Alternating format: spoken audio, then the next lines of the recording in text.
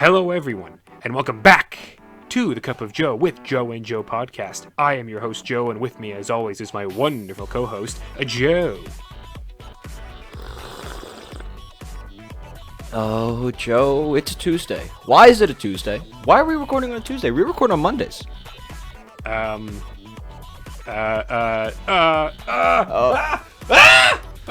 Guys, let me be honest. It's all my fault. It got a little busy. Things got a little out of control, and the podcast got moved to the side a bit. I know. Podcast should come first, and I'm sorry. I really am. But you're still getting the content. But it's gonna be Wednesday, Thursday, Friday. So hey, you got something to look forward to on Friday, right? Right? I mean, it works. Everybody's happy. I'm happy. But Joe, is this gonna be the new thing? Is Tuesday the new Monday?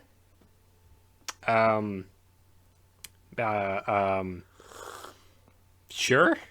I don't know. It seems like it's gonna be the new Monday for us, at least. But yeah, I'll have to update the friggin' the whatchamacallit, the side. This is great coffee. Oh my god. Holy shit, I did a good job. I'm gonna be fucking buzzing. Oh my god. Yeah, so the schedule is going to shift over about a day in the week. So it's going to be Wednesday, Thursday, Friday upload sort of a thing for the time being. It's not that big of a deal. It's just shifted over a day. Who cares? Yeah, that was a hearty slurp you got right there in the beginning as well. That was like, I could feel that in my bones. I smelt the coffee and I was like, that smells good. Wonderful. Okay, so that brings us into perfect segue. Silver Linings Playbook. How does it connect? I don't know. I'm just bringing us into the episode now. Episode 27.1. We're into week 27, which I'm like, as we keep getting up there, Joe, I'm always just like, oh my god, it just keeps getting, we're getting higher and higher every single time. But so you picked this movie, which means I have to do the rapid recap. Yes, good. All right, so in 3, 2, 1, a go. Okay, so movie opens up in a psychiatric ward, I believe, or like a mental hospital of some kind. I don't know. I didn't really see the sign on the front. Doesn't matter. We're there for maybe 30 seconds. So you're there with Rocket Raccoon, a.k.a. Bradless Cooper, and he's there, and you can tell he's a little bit mentally not completely 100%. He's taken the pills, and then he's got to open his mouth, and the nurse is like, you took your pills, but then, oh no, he hit it under the tongue, and he spit it out. He's not taking the pills. Not good. But this is a special day for him. His mother has arrived to take him away, take him on back home. And so he gets in the car, he's going off, and then the friend shows up. I don't remember the friend's name. What's the friend's name? Danny shows up, played by Chris Tucker. I know him as his character from The Fifth Element. I love that movie so much, but different movie. Stay on this movie. And he's just like, all right, Ma, we're going to take this guy home to back to his place too. And she's like, what? And then they're driving. And then as they're driving, Mom gets a call, and then they're just like, he's not supposed to be out yet. And she's like, oh my God, Bradley. His name isn't Bradley. His name is Pat. I did remember his name. So they take him back or whatever. Yeah, don't worry. I have his name down in some of my notes, as well as, wait for it, Tiffany. I have Tiffany's name in my notes too. Oh yeah, good work. That's it. So Bradley Cooper's character, Pat, comes home. His father, played by De Niro, is there, and this movie takes place in Philly, which I did not know going in. I'll tell you what I thought this movie was after all of this, by the way, because I had an idea of what this movie was in my head. It was not what was in my head at all. But so he comes home, and his parents are just sort of like, okay, so what you gonna do with yourself? He's like, I'm gonna, continue getting real fit. I'm gonna go on my runs. I'm gonna read books, and I'm gonna try and get back with, or I'm gonna, get myself up to a good condition so I can get back with my wife. And he's just kind of going out throughout his day. He meets up with some friends. He goes over to one of his friends' houses for dinner. While there, his friend's wife has a sister who then comes in, played by Katniss Everdeen, or Mystique, as you also might know her. And then she she comes in with what I can only call some of the biggest "I want you to fuck me" energy that I've ever seen in a character's first appearance that wasn't a porno. And they sit down, they all have dinner. It's pretty awkward, pretty tense. There's a baby, unrelated, and There's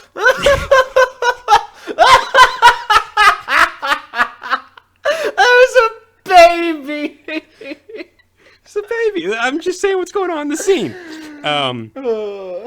And so, like, some shenanigans go about the dinner table, and eventually Katniss Everdeen is all like, "I don't want to be here right now with you, big sister. You fuck you." And she's like, "You're gonna walk me home?" And she points to Mr. Bradless Couper, and he's just like, "Yeah, I guess so." And so he's kind of walking her home, and they have a bit of a thing going on where he's talking to her about how he wants to get back with his wife, or he's going to get back with his wife. He knows it. He's 100% certain. And she's all like, "Well, that's stupid. Also, you want to come into my place and bang?" And he's like, "No, I'm married." And she's like, "Okay, bye." And Bradley Cooper, his mind's a little racing right now because there's a lot of weird stuff going on to him, and goes home. His home life is a little bit chaotic. His dad is kind of an ass, but also kind of sweet. We'll get into that a little bit later. And so basically then the rest of the movie occurs where after going on runs and running into Jennifer Lawrence's character, Tiffany, they end up getting together because they're going to do some favors for each other, where because there's a restraining order on Pat, aka Bradless Q. Pierre, he's not allowed to see his wife. But Jennifer Lawrence's character, Tiffany, can say that she can get the letter to his wife. So he's like, "Oh, cool." But she's like, no, you got to do me a favor. And he's like, "Okay, what's that?" And she's like, "Well, before my husband died being an amazing man, he was going to take me to one of the dancing things or something like that. And so he never got the chance to take me to those. So now you're going to learn how to dance with me, and we're going to go do that." And he's like, "What? No." And she's like, "Okay, no letter." And then he's like, "Okay, fine." And so over the course of the film, he learns to dance with her. She may or may not deliver the letter, but we'll get into that later. And then it all culminates in a dance finale that I thought was interesting, quite wholesome, and maybe even raucous, if you will. And then you have a wonderful rom-com ending where Bradley Cooper is like, "My wife? No, thank you. Jennifer Lawrence, yes, please." And that's Silver Linings Playbook. That was really good. I'm impressed. You spent a lot too much time at the beginning, and then we're like, "Oh shit, I've been talking a while. I need to get to the end." Yeah, I seem to do that. I'm like, I can get some good detail in here, and then I'm like, too much detail. Let's move on. Yeah, well, I mean, you pretty much covered it. Yeah, this thing. Okay, let me say this, Joe. Is this a rom-com? I don't know, because I didn't particularly find it funny. So, okay, I've seen this movie twice, and I saw it like once, like I think did I see this in theaters? Question mark. Let me think. No, I saw this like right after it was released, like on demand. And I saw it like twice right around the same time when I was in like high school or something. And I haven't watched it since. But I always, for some reason in my mind, remembered it as a rom-com. I don't think this is a rom-com. I think this is a romance. Yeah, I would just call it like a romance. Not. There's some comedy. There's some funny moments. Yeah, there's some funny stuff, but there isn't, like, it's nowhere near the level of Crazy Stupid Love. Yes. And stuff like that. But yeah, so that's why when I was watching, I was like, oh. Also, what I thought this movie was. So I've only ever let seen. me hear this. Okay, I've only ever seen the poster for this movie, which now looking back on it, I realize it's football drawings with the yellow, like the arrows moving to everything and blah blah blah blah blah. When I first saw that poster, I thought it was baseball planning stuff. Like I thought it was this. I knew it was a sports thing, but I thought it was baseball stuff because I'm pretty sure Bradley Cooper was also in a baseball movie at some point, like around the same time that this came out. That or I'm just an idiot. I don't know. But Brad Pitt so was in Moneyball. I mean, that's a different Brad, and Brad Pitt was in Moneyball. So I don't know. But carry on. I'm sorry. Whatever. But so for when I went into this, I thought it was a baseball movie. So when the opening happens and we're in the whatchamacallit, we're in like the psychiatric ward, I'm just like, what is this? And then as the movie, like by the time I hit like the 30-minute mark, I'm like, okay, whatever pretense I had of this movie, it's out the fucking window. I have no idea what this movie is. And so I just kind of let the movie take me to wherever it was going. And yeah, I realized as I was going through this, like by the time Bradley Cooper, Patrick got home, and then De Niro started talking about the Eagles game, and I'm like, ah, yes, of course, this takes place in Philly. No wonder you have such a kinship to this movie. Yes, yes, yes. Okay, okay. So many things. Okay.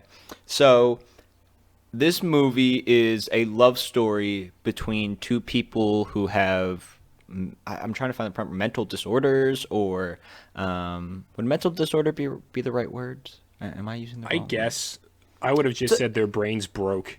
Yeah, they have some problems going on. Bradley Cooper is maybe they're both bipolar.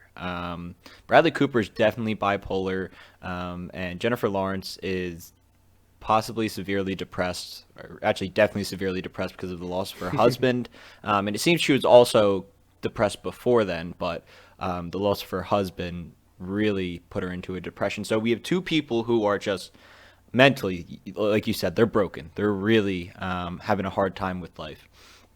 And specifically, the two things that broke these people are, for Jennifer Lawrence, her husband, Timmy, who we find out when we first get introduced to Jennifer Lawrence, Bradley Cooper's character, Pat's talking to his friend, and his friend's like, yeah, Tiffany's coming. And Pat's like, oh, you mean like Tiffany, Tommy? He's like, no, just Tiffany. He's like, oh, what happened to Tommy? He's like, Tommy died. He goes, well, how did he die? He goes, oh, we're not going to talk about it. And then Tiffany comes in and she goes, hi, I'm Tiffany. He's like, hi, I'm Pat. How'd Tommy die? Immediately.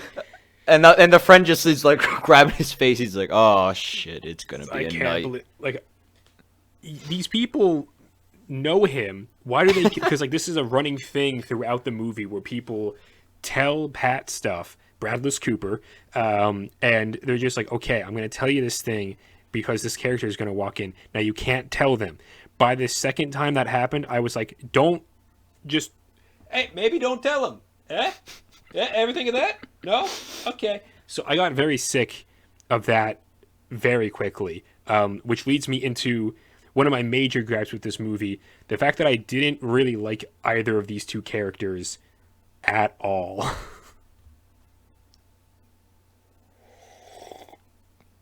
Excuse me? Excuse me? Yeah, no, I was not big fan Interesting. of Bradley Cooper or Jennifer Lawrence. Okay. Interesting. They agitated me on multiple levels. I don't know. Okay, I don't feel the same way. I was gonna say I disagree, but it can't really. It's not really a disagreement. It's really personal. It's just your personal feelings. I don't feel that way. I liked Pat's character. I know he's super like I can understand the annoying part of like, oh my god, like he just like he can't keep his mouth shut. And he actually says it once. What I think he says it during the movie. He's like, I'm sorry, I just say it how it is. He goes, I'm an open book, or like I have no filter. Oh, when he was talking, I think he's talking to Tiffany, and he says it. But I like his character because I don't know, he sincerely wants to get better, and he seems to really love all his friends and all the people he's interacting with, just deep down to his core. So I mean that's I don't know. I feel like Bradley Cooper as an actor did really good with that, of just, I don't know, conveying this, making this character that seemed like he was really cared about the people in his life. Specifically, one moment that touched me was when his older brother comes home, and his older brother comes home for the Eagles game, and this is the first time he's seen him since Pat went into the psychiatric ward. And so he's out, and he's like, Pat, he goes, it's really awkward now. He goes like, I got a baby coming. I'm married. I'm doing well. I'm getting promotions. You had to move back home. You lost your wife, your house. He goes, I don't know what to say. I feel really uncomfortable. And it gets really awkward because everybody thinks there's going to be a big burst out. And Pat said something really sweet. He goes, as my good friend Danny would say, I got nothing but love for you, brother. And he gives him a nice hug. And I don't know, that like a moment like that, like I'm a ushy gushy mushy person, so that just does it for me.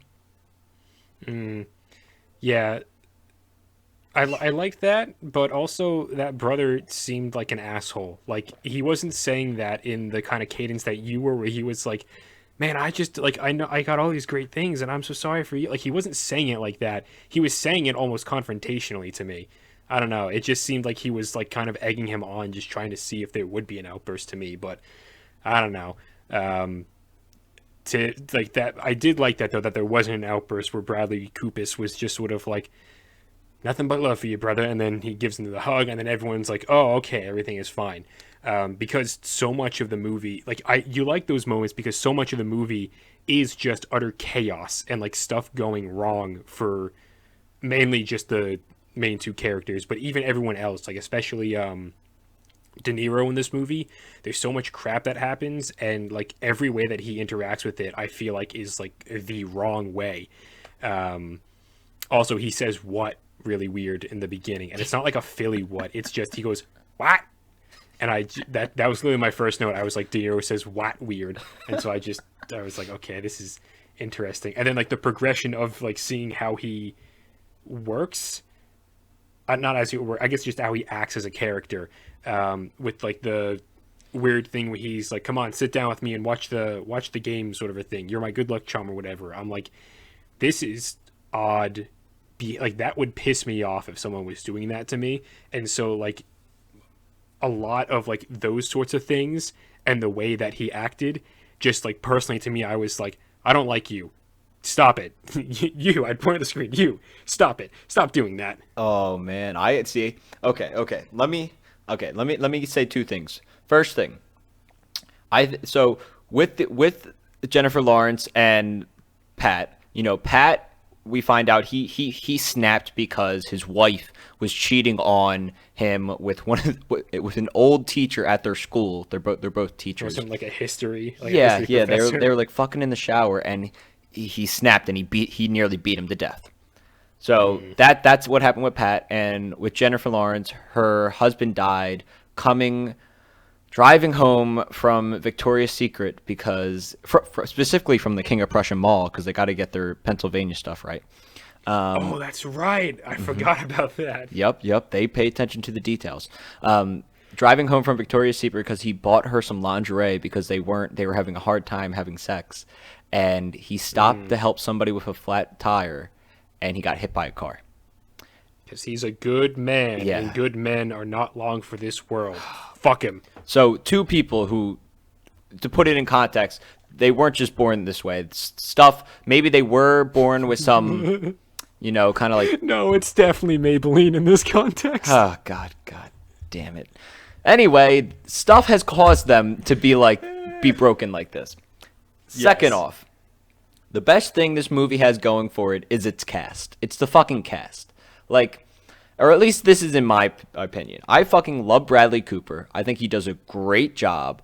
I love Jennifer Lawrence because I like her character because she plays this. She comes off as being all confident and sexy and like, I don't give a fuck. But at the same time, she seems really nervous and unsure about herself, and sad, which I don't know.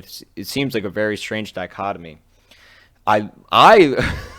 Robert fucking De Niro's character is the most accurate South Philly Italian dad I have ever seen in my whole fucking life. Between the fucking outfits, the Italian golden horn with his unbuttoned chest hairs, his voice, the watching the Eagles every Sunday, the betting on the Eagles, all of it.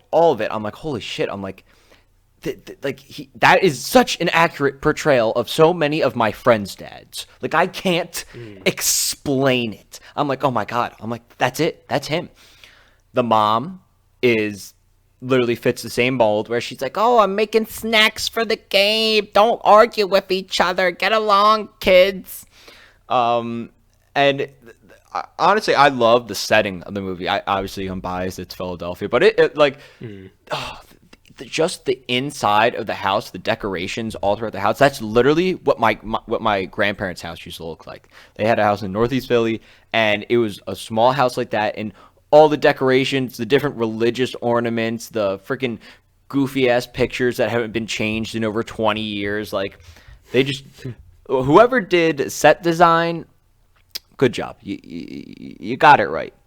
So, like I said, a lot of this stuff, for me at least, watching it, a lot of the stuff my eyes are taking in, I love. I like what I'm seeing. Now we get to the story, and I'm assuming, how do you feel about the actual story of this? Relatively by the numbers sort of a thing. Yeah, again, I agree with what you said, where I think the strongest point of this movie is probably the cast and like the actors portraying these characters, because you can look at them and they have their own quirks and different things that they throw into all the characters and make them their own and that sort of stuff. But the actual story, I'm like, feh. It's just like pretty generic stuff. There's a couple like fun standout moments, most of which are comedic for me, even though I said there wasn't a whole lot of comedy, but there are like these like little bits and bobs in there that I'm just like, I like these two things. But yeah, as far as the story goes, I'm just sort of like, it's like generic romance stuff. Yes. So I think, see, I get what you're saying with generic romance, but I think it's unique having two people who are, Fall in the Stars did the two people in love who have cancer and are actually like terminally sick. But I think it's unique having two people who are kind of mentally sick fall in love with each other. At least I've never seen a movie like that. So I think that part's unique. And I liked Bradley Cooper and Jennifer Lawrence together. It's like seeing them dance and the chemistry between them. I thought I felt the love, and I like it. And I found it, at least for me, like I said, big disclaimer, I'm a big sappy, mushy teddy bear. I found it really emotional and cute. And I gotta say, okay, my favorite fucking scene in the whole damn movie is after Bradley, his brother, and his friends get in a fight at the Giants game, and Robert De Niro loses all his money. It's a big fight at the house. What are you doing? And then Tiffany comes in. She's like, we need to talk. And she starts yelling at her, and Bradley Cooper's like, oh my God, I can't handle all this. I'm trying to make so many people happy. And that's the thing that I kind of feel bad for Pat's character. He's just trying so hard to make so many people happy. And it's kind of really, it's taken a toll on him. And when she comes in and Robert De Niro's like, oh, this girl, it's all because of her. And she's like, excuse me? He's like, yeah, this is all because of you. And she's like, okay, let me tell you some things. And then she goes off to spew all the facts of how when Pat was hanging out with her, that's when the Eagles did well, that's when the Phillies did well. And everybody's freaking out like, oh shit, she knows her stuff. And after she says it all, Pat's like, how did you know that? She cracks open a Budweiser, did my research, takes a sip. And fucking Robert De Niro is just kind of like, oh shit. Now I like this girl. Okay, yeah. She's got a point. That was another, like, I like that scene as well, because I was like, literally one of my notes is Tiffany with the surprise sports knowledge, and then a little asterisk next to that is also De Niro is still an asshole, because just in my mind, because I already didn't like De Niro, and there's like shades of gray, because like there's the scene where he sits on Pat's bed in one of the mornings, and he's just talking to me. He's like, I'm just afraid because I missed, trying to be a father to you when you were younger, so now I'm trying to make up for it here. And so it's like, I understand that he's like not this villainous character, but I still think he's a lot like of an asshole a lot of the different times. And then at that point when he's like, calling Tiffany like the vixen, that's like the heart of like all these problems, and then she's just like, I also have sports knowledge, and then he's like, wait a minute, I like you. I'm like, that's shallow as fuck. Yeah, well, that's the thing. He's supposed to be this like macho dad, where it's like, all I care about is sports, Philly, and betting money. You know what I mean? Like that's. Let me say, I like him because I'm like, wow. I'm like, they got it right. Like I know, like I said, some of my friends' dads I remember growing up and then being like that, Joe. I am dead serious. Like, they would miss like their kids' soccer game because the Eagles were on. That sounds like a bad father. Like what I'm trying to say is like I don't know. I think I quote unquote connect with it more because I'm like I see it. I'm like this is it. They got Philly right. And that's maybe clouding my judgment of the actual story. But Joe, I want to know your opinion.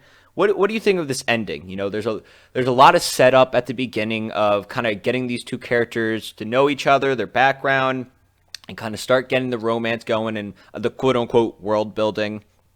And then we have the drama of, I would say the big drama happens at the Giants game. He gets in a fight. Tiffany's mad because they weren't able to practice, and De Niro loses all his money. And now we have the parlay. And the parlay is that the Eagles have to beat the Cowboys, and Tiffany and Pat have to score a 5 or above in their dance competition for De Niro's character to win back the money. And it jumps pretty quickly from there to the actual competition. Yeah. Well, first off, let me just say, when they said parlay, the only parlay that I've ever known, I learned from Pirates of the Caribbean. So I was very confused, along with Krabby Snacks and Homemades. Do you know what those are? Because I literally wrote that down. I'm like, what are Krabby Snacks and Homemades? Because the mom says she's making it like 2 or 3 times in the movie. So, oh my goodness. This is one of the things, I never heard those 2 terms before. But okay, I don't. So it's a mythical Philly dish. I don't know. You know, Joe. I'm gonna write this down. Okay. I'm gonna give it a Google right now. Hang on. You're gonna do it. Look it up because I looked at it as more as Homemades. Oh, really? It's popping up.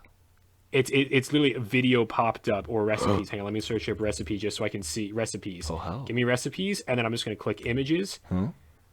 What the hell? Give me an Urban Dictionary definition. I want to know. Oh yeah, hang on. That's where you get the real info. That's going to tell you like South Philly traditional Italian mom snack. Like I bet you it says some dumb shit like that. Yeah. What does both those who are not raised in Philly must what are Krabby Snacks? Krabby Snacks, to quote Matthew Quick novel from which Silver Lining Playbook was adapted, is buttered crab meat and orange cheese on English muffins. And then Homemades are homemade egg pasta. Huh? Do you know any of this? Never. Interesting. Yeah, I don't know what this is. Interesting. So I guess it's just it seems like it was like quoted from the guy who wrote the novel that this movie was based off of. So it might just be Matthew Quick, the author's own personal life bleeding into this. It might, like how you have the donkey piece and then like, no one else knows it as the donkey piece. This might be his donkey piece. That's a classic. Joe, not to go down a different rail, I found somebody. I found someone. They recognized it, Joe. And want to know the craziest shit, Joe?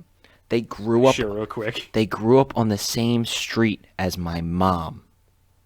I literally think it's only this little block that my mom grew up on. I think that's it. Literally, that's it.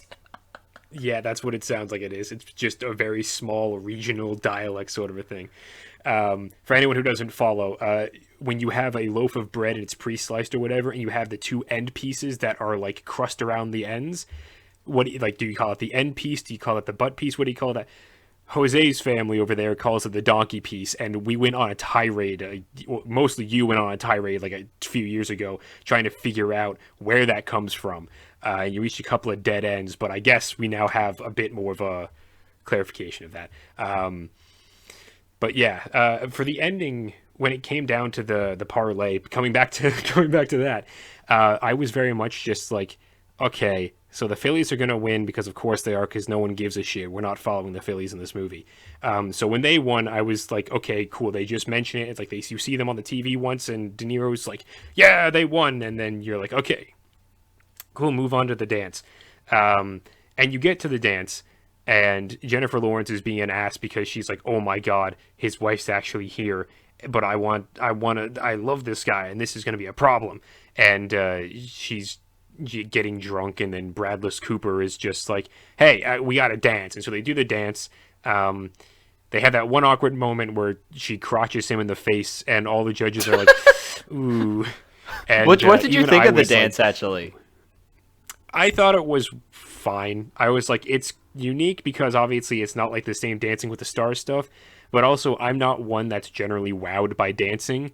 I'm very much I like thought it I was could cute. care less. Like okay, I'm like just like seeing them practice it and then actually see them do it. I'm like, oh, that was pretty cute. Like doing like specifically oh, the dance, I forget what it was. They were watching something on her iPod, her old school iPod, of this video of like this these two dudes doing the dance with their legs where it kind of looks like they're like Yeah. swinging them. When they did that actually for the dance, I was like, "Oh, that looks sick." Yeah, and then also side note, there are so many iPods in this movie. They had to be like a sponsored thing, or like they paid for all that because there are so many iPods in this. There's the bit in the beginning where Tiffany's sister is like, "I can put an iPod in any room and play music through it," and then her husband. Pat's friend is just like, "Oh yeah, dude, I got you this iPod. Well, it's not new; it's my old one." But I'm like, "Why so many goddamn iPods?" What But year was whatever. this made? I forget. It was late 2000s, I'm pretty sure. Silver. 2011? 2012. Ooh, I was 2012. close. So, why would the iPhone would be the, what the heck? All right, whatever, it's stupid. But, yeah, so like, and then of course they get exactly 5 points to win the thing. And I was like, okay, cool. And then not for a second did I believe that Sir Bradless Coupier was going to get back together with his wife. Like, after he left the arms of Katniss Devernine, he was over to his wife, and I'm just like, oh, he's telling her that he's like, hey, cool to see you, but also, obviously this was broken. We're not going to get back together. I'm moving on. I'm moving past. Cool to see you, though. And then Katniss runs away, and I'm like, oh, of course you run away, and he's going to go out and find you, and then they're going to kiss. And then he's like, where's Katniss? And then they're like, oh, she ran off to be in Hunger Games. And he's like, oh, shit. And he bolts out after her. And so he runs after her and he finds her and he admits his love to her. And then they kiss. And I'm like, oh, yay, they do the thing. And I know I sound very negative about this, but I'm just sort of like, I don't know. I could care less about stuff like this where I'm just sort of like, whatever. Not enough people in tights. Not enough people in tights is what I'm really getting at here. Where's Iron Man, Joe? That's what I want to know. Let me say this. Two things. What De Niro says to Pat at the end when he realizes Tiffany's gone. I found that line really sweet where he's like, "Look, Pat, there's some times in life where life is reaching out at you, and if you don't reach back, it's a sin." He goes, I don't know, and he says it a lot nicer than that, and it's a little bit longer. He's like, "All right, go get her," and I was like, "Yeah, go get her, Pat." It's so like that. Obviously, he plays Philly Dad very well. I think that was the most Philly Dad moment for me because that was probably the point where he was acting most like a dad to him. So I was like, cool. Also, you really care about him being with her now, and that comes out of fucking nowhere. Yeah, that did come out of nowhere. But I did like how they kind of you can kind of see him at that end scene where he's starting to realize he can see from Tiffany's face how crushed she is that Pat's now going over talking to his wife. He's like, oh shit. He's like, she's crushed. Like, what the hell, Pat? What are you doing? You can't play around with this stuff. So I don't know. I like that ending, and I like how he hands her the letter. And it's like, oh, I knew you were the one who wrote the letter. You never actually gave it to, what's her name? The wife. I forget what her name is. Yeah, I don't even remember what the fuck the wife's name is. She's such a nothing character in this. So. Yeah, even though she's also like the something main, where- she's like the main She's the main motivation for goal. him. Yeah. Yeah, she's the main motivation. She's like the quote unquote trophy wife in this instance. But that was also something where I was like, you never fucking gave her that letter. Yeah. I was like, there's no, when she was reading it, and I was just like, okay. Or when he was reading it to her, I was like, this is very level-headed and very even temperament for someone who has a restraining order on you and doesn't really seem to want to ever speak to you. Meaning it's not you. Yeah. No, I definitely, you pick up on the same thing. I picked it up the first time I watched it as well. Yeah. But yeah, I like the little ending with the letter. I thought that was cute. and I like how the last scene is them a little bit into the future, and they're watching the Eagles game all together and just hanging out at their house. I don't know. Oh no, it wasn't the Eagles game. Was it Christmas again? No, it was Eagles game. I don't remember. I don't know, but they're wearing the jersey, I'm pretty sure. yeah. So I thought that was cute. Like I said, this works for me because I'm a big mushball. And also, it's so Philly. Oh yeah, that gives it big points. This takes place in Seattle. Me no likey. Exactly. What's that? The Seattle Needle? Oh, what's it called? It's like got like a company name or something like that, right? The Needle. The Seattle Space Needle is That the thing. like big monument, or it's a building in Seattle. I actually have, if you remember, in my room a little Lego one of it. Do you remember? Yeah. Yes. Yeah, but isn't it like is it Sears Tower? Is that what it's called? The Sears Tower's in Philadelphia. Oh shit, I'm an idiot. Okay, never mind. Stop while you're ahead, I buddy. thought it had a different name. Yeah, Joe, I'm gonna. Joe, I give this movie a 6.75 out of 10. Okay. I'm giving it a 5.5 out of 10. And that 0.5 is from these two lines, which I will now say. This is from the scene with Danny? Is that the guy's name? You know exactly what I'm going to say. The scene when they're in the dance studio and he's dancing with them, and he tells Bradless, he's like, throw some more black into it. And he's like, what does that even mean? And he's like, you know damn well what that means. And I'm just like, oh, that's funny. And then my favorite line in the entire movie is when they're at the Phillies game and Bradless Coupier sees his therapist and he's like, dude, it's illegal for me to see you outside of the thing like around now, right? And he's like, you are my brother right now. You are my brother in green. Now let's go beat these cocksuckers. And I was like, that's a good therapist. Yeah, I love that. It made my day. Like I also love when he's in therapy. He's like, well, I want to wear this Eagles jersey that my brother gave me. And he's like, well, whose jersey is it? He's like, it's Deshaun Jackson. He's like, Deshaun Jackson's the man. Yeah. Yeah, it's awesome. Whoever plays the therapist did a really good job. He did great. Yeah, he's very little to do, but it's the simplicity. It's like less is more in this instance. Less is more. It is great. All right. So, on to my pick for this week. Joe, you might be a little intrigued by this. Maybe, I don't know. I don't know if you've seen this movie or not. But it is technically a sports movie, even though it's got a bit more flair of what I like built into it. Have you ever heard of the movie Real Steel? Yeah, baby. Hell yeah, dude. I have watched this at least 20 times with my dad on TV. Joe, I've seen this. I have seen this. Okay, maybe 20 is exaggeration. I've seen it over 10 times. I have seen this thing easily. Like, my dad loves this movie. And based off what I've told you of my dad's preferences in movies, is it that surprising? No, not at all. Not at all. Real Steel. Hell yeah. Awesome. I've seen this. I remember I saw it back when it was like playing on FX, and I watched it in like middle school or something like that. And then I remember really liking it. And I maybe have seen it once since then, but it's been years. And I saw it when I was scrolling through the Netflixes, and I was like, okay, I think that's the one I want to be going with. So, with that being said, do you have anything else to add to this? Yeah, I'm good. I defended my Bradley Cooper and Jennifer Lawrence romance, and that's all I needed to do. Wonderful. Okay, so everyone, make sure to leave a like, comment, subscribe, all that wonderful stuff. Schedule again is now we're going to be uploading Wednesday, Thursday, Friday, so it's just shifted over once, and that's it. Hope you enjoyed this. Be sure to tune in next week for when we talk about Real Steel, starring Wolverine and a robot. And yeah, that'll be it from us, everybody. We love you, and goodbye.